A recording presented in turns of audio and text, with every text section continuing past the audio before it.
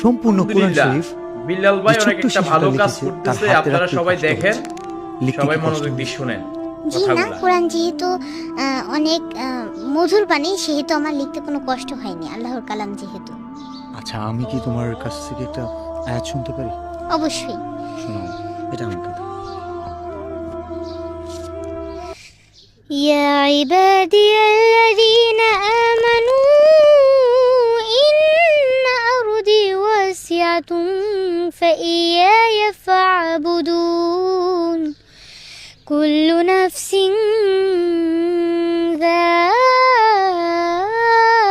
ذائقة الموت كل نفس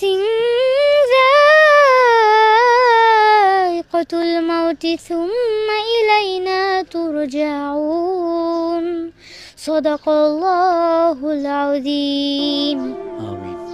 আচ্ছা, কোরআন যে মধুর বাণী বললা, জি, তোমার কাছে কতটা মধুর একটু শোনাও। অনেকটা মধুর।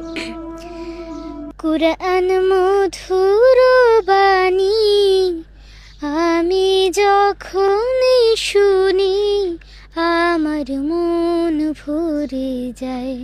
শোনো মুমিন মুসলমান, পড়ে দেখো না কুরআন, কত শান্তি পাওয়া যায়।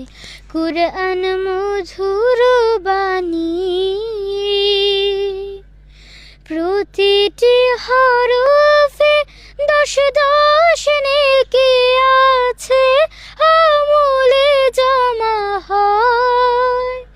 পাপের খাতা হতে পাপ যায় তোমার হেঁটে, নেকিতে হয় বোঝায়। এমন বরকতময় মেলে সবারই দাওয়ায়।